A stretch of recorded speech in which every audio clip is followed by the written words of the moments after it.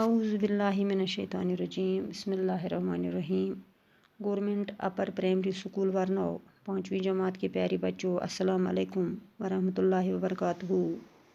بچوں، مجھے امید ہے کہ آپ خیریت سے ہوں گے، صحیح سلامت ہوں گے۔ خدا آپ کو سلامت رکھے۔ پیارے بچوں، آپ اپنی بہارستانی اردو کا صفحہ نمبر 99 نکالیے۔ بچوں، ہمارا موضوع ہے آج باہو قلعہ، یعنی آج ہم باہو قلعہ کے بارے میں پڑھنے جا رہے ہیں کہ اس قلعہ کو کس راجا نے تعمیر کیا ہے اور اس کے خاندان کا نام کن کن کتابوں میں ہمیں ملتا ہے۔ تو بچوں، سب سے پہلے کچھ سبق سے لیے گئے الفاظ اوپر ہیں، آپ ان کا معنی لکھیے اور سنیے، یاد رکھیے۔ استادہ منی کھڑا رہنا، گرد نوا، گرد نوا منی ارد گرد، ونش منی نسل یا قبیلہ، وسط، وسط منی کشادگی، عقیدت مند، عقیدت مند منی عقیدت رکھنے والا یعنی یقین رکھنے والا، شاندار، شاندار منی شان رکھنے والا۔ تو بچوں، یہ تھے کچھ الفاظ۔ اس کے آگے ہم پڑھیں گے باہو قلعہ کو کس نے تعمیر کیا ہے اور کس کی مدد سے راجا باہو لوچن نے اس کو بنایا ہے۔ قلعہ باہو ڈوگروں کے شاندار ماضی کی ایک زندہ مثال ہے۔ پرانے شہر جموں کے بالمقابل دریائے توی کے مشرقی کنارے کی پہاڑی پر استادہ اس قلعہ کو راجا باہو لوچن نے تعمیر کیا تھا۔ یعنی بچوں، جو قلعہ باہو ہے یہ ڈوگراؤں کے شاندار ماضی کی ایک زندہ مثال ہے، یعنی ان کے گزرے ہوئے زمانے کی ایک زندہ مثال ہے، اور جو پرانا شہر جموں کا ہے اس کے روبرو یا اس کے نزدیک دریائے توی کے مشرقی کنارے کی ایک پہاڑی پر یہ قلعہ کھڑا ہے۔ باہو لوچن نے اس کو تعمیر کیا ہے، یعنی اس قلعہ کو کس نے تعمیر کیا ہے؟ باہو لوچن نے۔ اور اس کے آس پاس باہو نگری کے نام سے ایک بڑا گاؤں بھی آباد ہے، قصبہ منی بڑا گاؤں۔ راجا باہو لوچن کا سلسلہ نسب مہاراجا رگو سے ملتا ہے، جن کے نام پر رگو ونش نسل کی بنیاد پڑی۔ اس خاندان کا نام رامائن، مہابھارت اور پرانوں جیسی کتابوں میں بھی ملتا ہے۔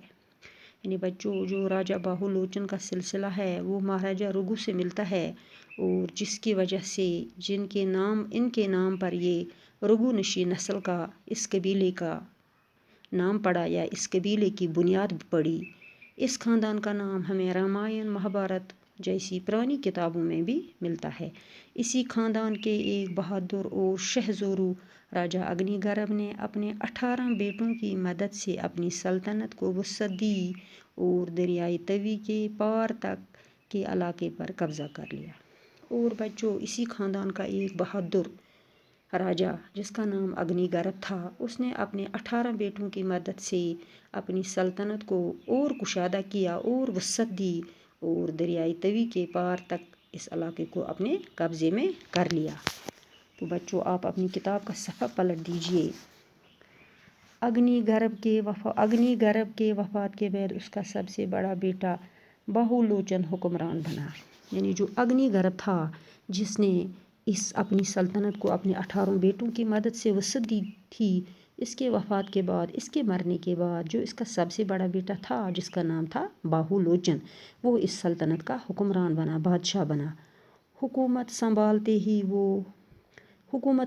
ہی وہ ایرواں قصبے کو چھوڑ کر یہاں آیا، اپنے نام پر ایک قلعہ تعمیر کروایا اور ایک قصبہ بھی آباد کیا۔ باہو نگر کو پہلے دہرہ نگری کہتے تھے، جو صدیوں تک قائم رہی۔ اب بھی اس جنگل کا نام دہرہ نگری سے ملتا ہے۔ یعنی جب باہو لوچن کا انتقال ہوا تو جامبو لوچن کا، جب اس کا بڑا بیٹا تھا باہو لوچن کا، وہ سب سے بڑا بیٹا تھا، وہ اس کی سلطنت کا حکمران بنا اور اسی نام پر اس نے ایک قلعہ تعمیر کروایا اور ایک قصبہ بھی، ایک گاؤں بھی آباد کیا۔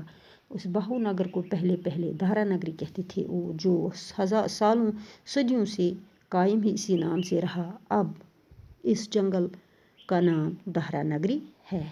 راجا باہو لوچن کے ہاں کوئی اولاد نہ تھی، اس لیے اس کے وفات کے بعد اس کا چھوٹا بھائی جامبو لوچن حکمران بنا. اس نے اپنے نام پر جموں شہر آباد کیا. یعنی بچوں جو راجہ باہو لوچن تھا اس سے کوئی اولاد نہ تھی، اس سے کوئی بچہ نہ تھا، اس لیے اس کے وفات کے بعد اس سلطنت کا حکمران اس کا چھوٹا بھائی جس کا نام تھا جامبو لوچن وہی اس سلطنت کا حکمران بنا اور اس نے اپنے نام پر جموں شہر کو آباد کیا. ابتدا میں جموں اور باہو ایک ہی ریاست تھی. 1592 میں اس ریاست کے حکمران راجہ کپور دیو کا انتقال ہوا. تو بچوں پہلے جموں اور باہو ایک ہی ریاست تھی اور 1592 میں اس ریاست کا جو راجہ تھا، حکمران تھا، بادشاہ تھا جس کا نام راجہ کپور تھا، اس کا انتقال ہو گیا، وہ وفات پا گئے. اس کے بعد اس کے بیٹے راجہ سمیل دیو اور راجہ جگ دیو کے بیٹے پرسرام دیو کے درمیان اس ریاست کو حاصل کرنے کے لیے کشمکش شروع ہوئی. تو اس کے بعد جب پہلے یہ ایک ہی ریاست تھی تو 1592 میں اس ریاست کے حکمران جس کا نام راجہ کپور دیو تھا وہ وفات پا گئے. تو اس کے بعد اس کے بیٹے راجہ سمیل دیو اور راجہ جگ دیو کے بیٹے پرسرام دیو کے درمیان کشمکش شروع ہوئی. اس ریاست کو حاصل کرنے کے لیے کشمکش شروع ہوئی، یعنی اس ریاست کو حاصل کرنے کے لیے ان کے درمیان جدوجہد شروع ہوئی، کوشش شروع ہوئی.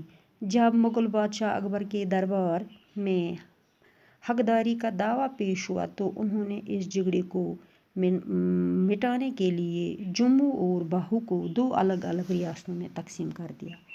تو جب بچوں مغل بادشاہ اکبر بادشاہ کے دربار میں حقداری کا دعویٰ پیش ہوا تو انہوں نے اس جھگڑے کو ختم کرنے کے لیے جموں اور باہو کو 2 الگ الگ ریاستوں میں تقسیم کر دیا. ان دونوں ریاستوں کو سرحد دریائے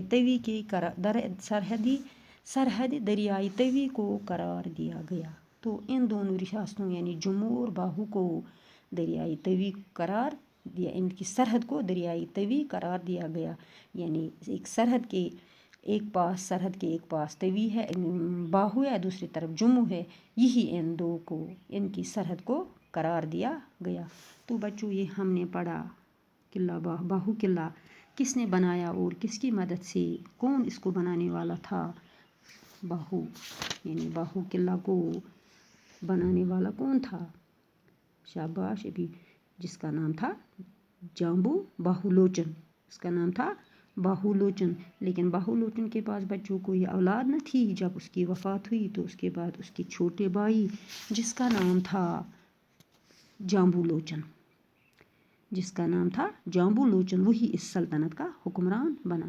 تو پیارے بچوں یہ ہم نے پڑھا باہو قلعہ کے بارے میں مختصر سی کہانی کہ کس نے اس سے تعمیر کروایا ہے اور کون اس کو بنانے والا تھا اور کس وقت اس جموں ریاست کو 2 حصوں میں تقسیم کیا گیا، ایک باہو دوسرا جموں 1592 میں. تو پیارے بچوں اس کے آگے کل پڑھیں گے. باقی وسلام، خدا حافظ.